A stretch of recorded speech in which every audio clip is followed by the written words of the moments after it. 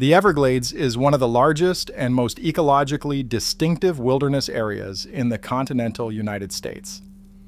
It covers approximately 1.5 million acres of protected federal land, primarily within Everglades National Park, established by Congress in 1947 and dedicated by President Harry Truman on December 6th of that same year. The original historical Everglades wetland, the cumulative subtropical drainage extending south from Lake Okeechobee through the southern Florida peninsula, covered 3 million acres before the agricultural and residential development of the 20th century reduced the protected core to its current footprint. The author and journalist Marjory Stoneman Douglas described the system in her foundational 1947 book, The Everglades, River of Grass, as one of the most unusual and ecologically significant landscapes on the entire North American continent. It supports, by every measure of the cumulative biological survey, more documented species of wading birds, more documented species of subtropical reptiles, and more documented species of endemic plant communities than any comparable protected wilderness in the United States. It is also, by every measure of the cumulative documented ecological record, the most transformed wilderness ecosystem in the modern American conservation framework. In the past 40 years, the cumulative inventory of what specifically lives in the Everglades has been progressively, dramatically, and in some specific categories, irreversibly altered. What survives in the cumulative documented field record is the part of the story most coverage has never been given. The Miccosukee and Seminole nations have ancestral territory across the entire Everglades drainage. Their cultural presence in the southern peninsula predates European contact by an unknown but substantial period. They have been telling outside researchers for generations that the ecological reality of the Everglades is more complex than the standard tourism and conservation framing has been prepared to engage with. In the past decade, the scientific documentation has progressively caught up with what indigenous knowledge of the region had been quietly maintaining all along. The field record from the past 5 years specifically, published in peer-reviewed engagement from the Conservancy of Southwest Florida, the South Florida Water Management District, the U.S. Geological Survey Everglades Research Program, and the independent field biology community working the southern Florida backcountry, has placed in front of the modern field a documented inventory of what is now living in the wetland ecosystem. It is an inventor. The standard regional wildlife framework has been progressively unable to keep contained within its conventional categories. And the footage that has emerged from the past several years of intensive field monitoring, camera traps, radio telemetry, aerial surveys, and direct observation by the researchers who have been tracking what is moving through the sawgrass and the cypress swamps shows something that no previous generation of Everglades management was prepared to confront. The ecosystem has been invaded. It has been conquered. And what is living in it now is not what was living in it 40 years ago. To understand what the footage actually shows, you first have to understand what the Everglades was supposed to be, and why the system that Marjory Stoneman Douglas documented in 1947 no longer exists in recognizable form. The Everglades is not a swamp. This is the first and most persistent misconception that Douglas spent her career correcting. A swamp is a forested wetland with standing water. The Everglades is something else entirely. It is a river, a very slow, very wide, very shallow river, approximately 50 miles wide and averaging less than a foot deep, flows almost imperceptibly southward from Lake Okeechobee to Florida Bay. The gradient is approximately 2 inches per mile. The water moves, but it moves so slowly that it appears to be standing still. Douglas called it the River of Grass because that is what it is.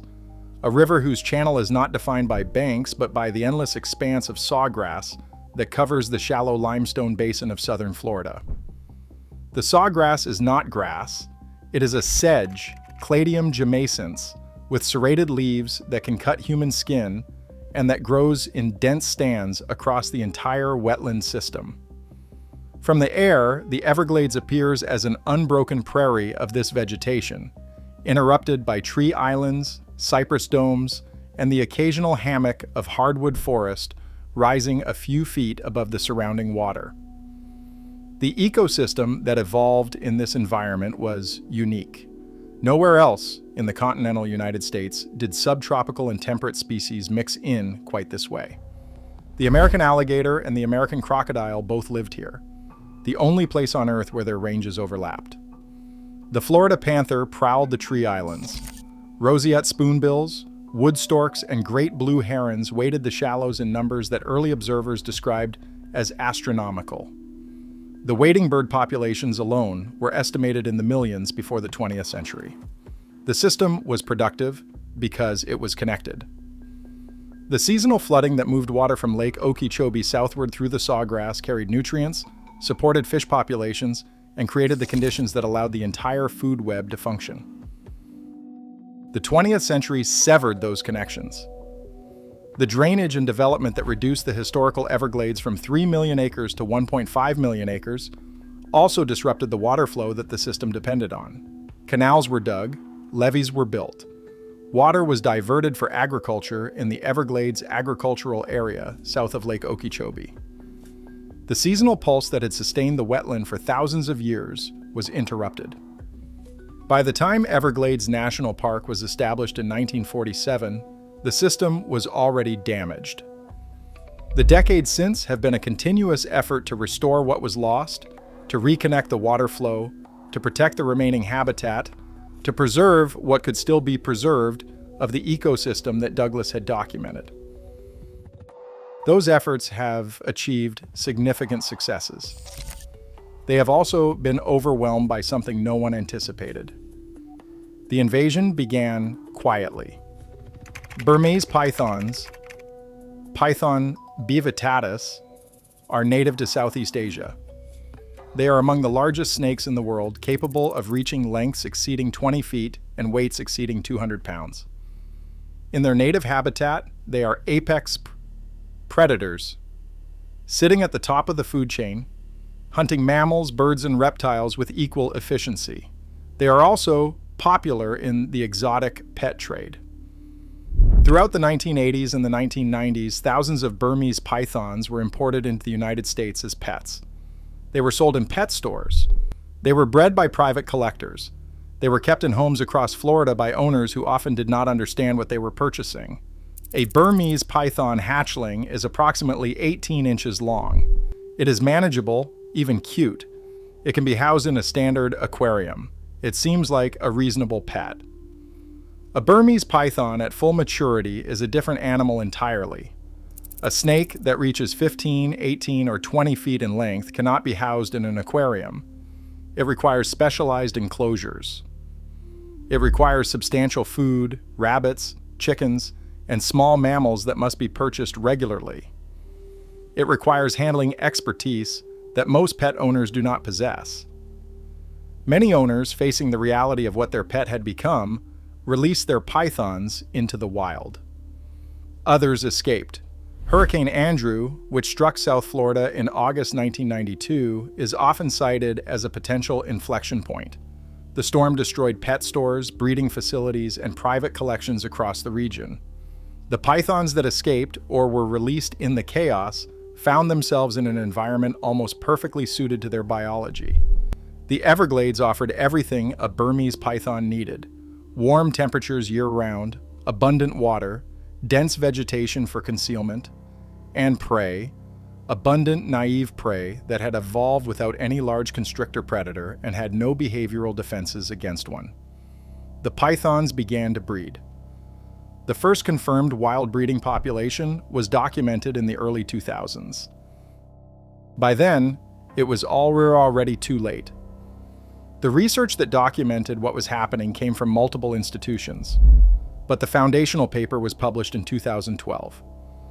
Michael Dorcas, a biologist at Davidson College, led a team that analyzed roadkill survey data and nocturnal spotlight surveys across Everglades National Park. They compared mammal observation rates from 1996 to 1997, before the python population had exploded, to rates from 2003 to 2011, after the invasion was established. The findings were catastrophic. Raccoon observations declined by 99.3%. Opossum observations declined by 98.9%. Bobcat observations declined by 87.5%. Rabbit observations declined by 100%. Complete disappearance. The paper was published in the Proceedings of the National Academy of Sciences. It documented, in peer-reviewed statistical analysis, the effective elimination of the mid-sized mammal community from one of America's most protected wilderness areas. The pythons had eaten them. They had not displaced them. They had not reduced them. They had eaten them, consumed the raccoons, the opossums, the rabbits, the marsh rabbits, the foxes, the bobcats, the entire community of mammals that had occupied the Everglades food web for thousands of years. The speed of the collapse was unprecedented. Invasive species typically take decades to transform an ecosystem. The pythons achieved it in approximately 15 years. The footage from the field research tells the story in visual terms that statistics cannot convey. Ian Bartoszek is the Environmental Science Project Manager at the Conservancy of Southwest Florida. For over a decade, he has been leading one of the most intensive python research and removal programs in the region. His methodology is distinctive. Rather than hunting pythons directly, it is a nearly impossible task in the dense vegetation of the Everglades. Bartoszek's team uses radio telemetry to track scout snakes. Male pythons are captured, implanted with radio transmitters, and released.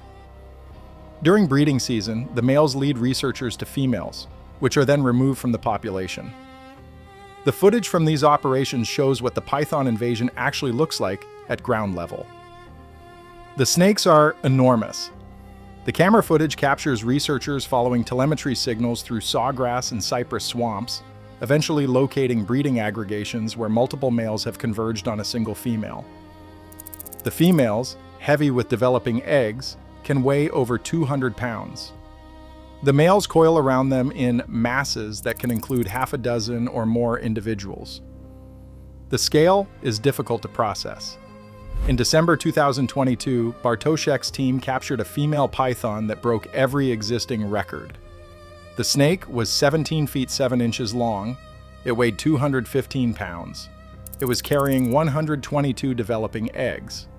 The footage of the capture shows a snake so large that it required multiple handlers to control. The necropsy footage, the examination of the snake after it was euthanized, showed the stomach contents, an adult white-tailed deer, partially digested, along with the remains of other prey items. This was not an anomaly. This was what the Everglades had become. The python population is now estimated in the tens of thousands, possibly over 100,000 individuals. This massive population occupies an area of approximately 1,000 square miles. They have been documented as far north as the Orlando area and as far south as Key Largo.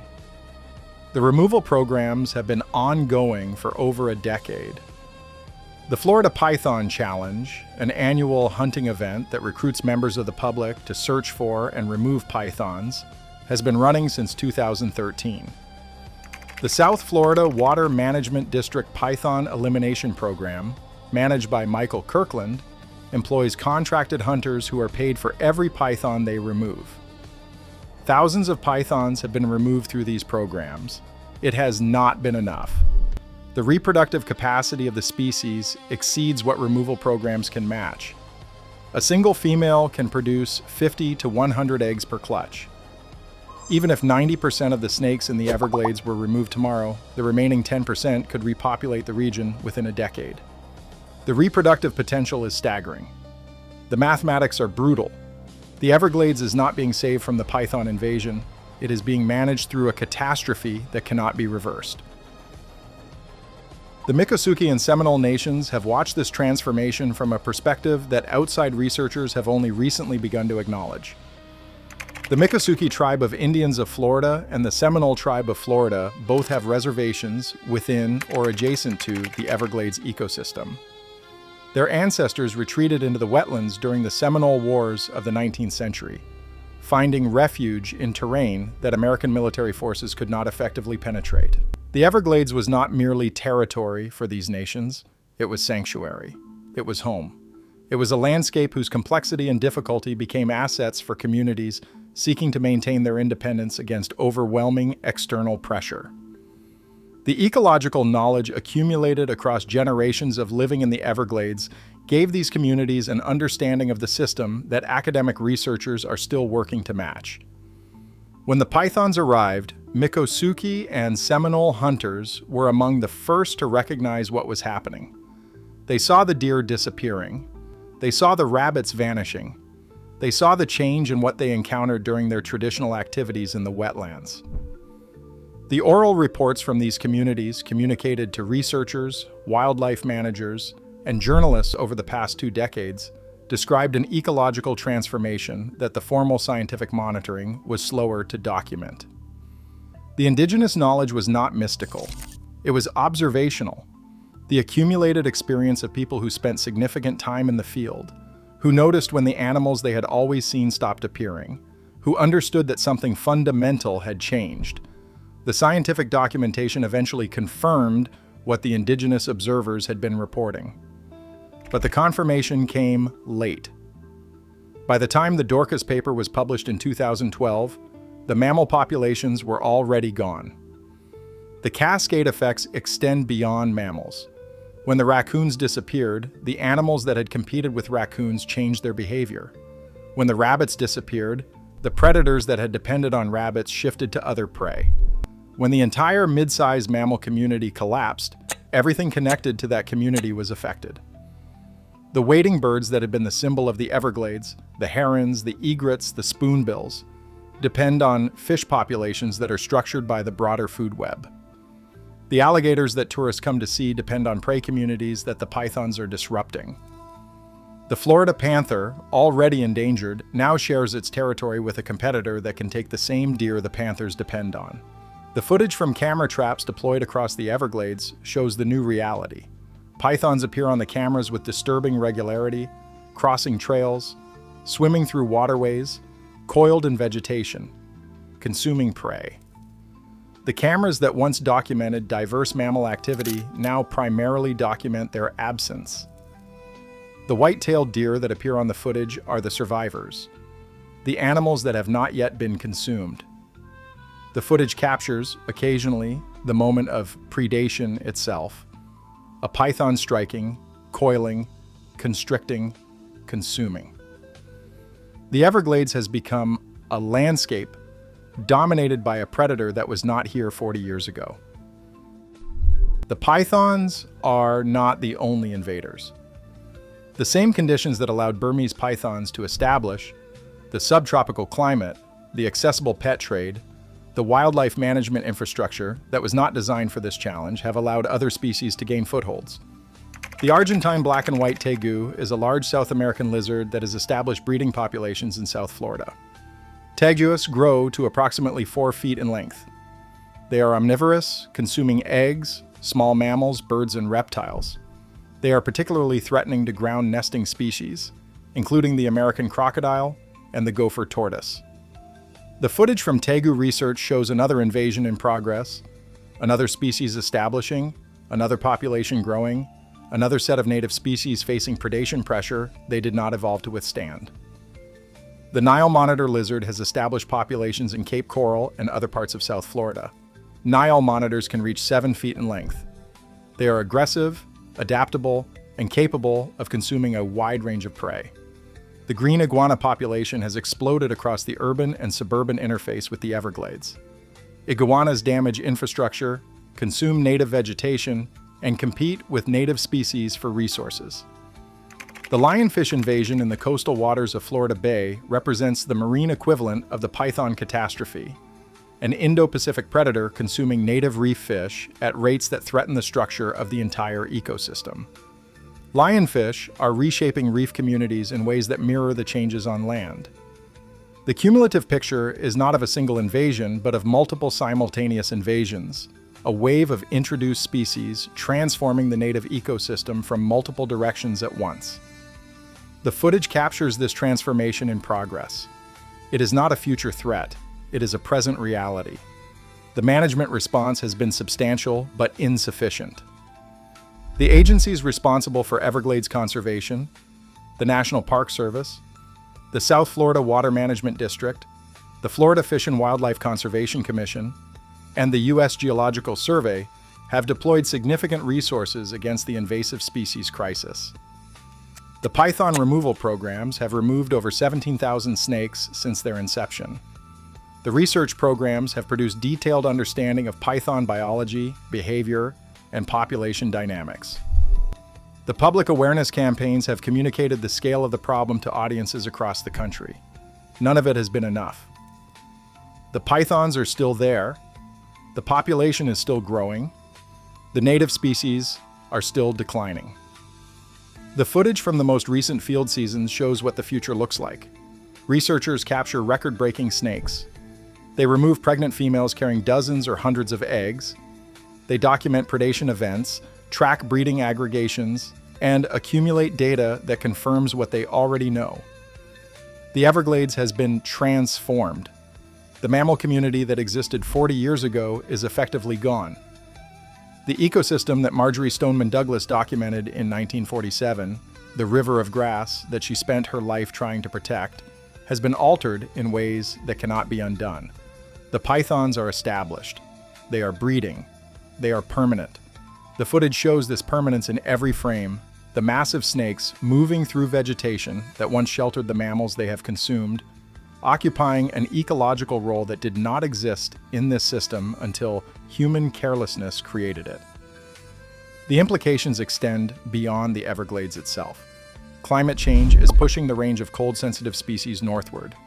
The pythons, which are currently limited by winter temperatures that can kill them, may expand their range as Florida winters become milder. The tegu, the monitor, the other established invaders, all of them may spread beyond their current boundaries as the climate shifts. The Everglades is not an isolated case. This is a warning. It is a warning about what happens when invasive species establish invulnerable ecosystems. It is a warning about the limits of management intervention against established populations, and a warning about the irreversibility of certain ecological changes. The footage from the past several years documents this warning in visual terms that cannot be ignored. The snakes are enormous. The mammals are gone. The ecosystem has been transformed. The people who have been tracking this transformation, the researchers, the hunters, the indigenous observers, the wildlife managers, have been watching something unprecedented unfold in one of America's most iconic wilderness areas. The Everglades still exists. The sawgrass still grows. The water still flows slowly toward Florida Bay. The alligators still bask on the banks. The wading birds still hunt in the shallows. But the web of life that connected those species, the food web that sustained the system for thousands of years, has been torn. The mid-sized mammals are gone. The pythons are here. The footage shows what that means. It shows the new apex predator of the Everglades, the empty trails where raccoons once walked, the ecosystem that remains after the invasion has done its work. It is not the Everglades that Marjorie Stoneman Douglas documented. It is not the Everglades that the Miccosukee and Seminole nations knew. It is something else, something new, something transformed, something that will never return to what it was. The footage proves it. The data confirms it. The river of grass is still flowing, but what lives in it now is not what lived in it 40 years ago. And what the footage from the past several years has documented, what the researchers have been tracking, what the removal programs have been fighting, what the entire conservation infrastructure of South Florida has been struggling to address, is the reality that no one was prepared for.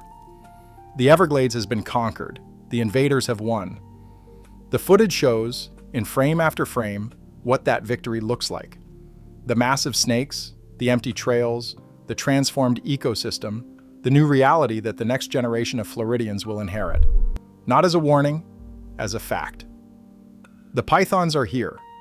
They are not leaving, and the Everglades that existed before they arrived is not coming back.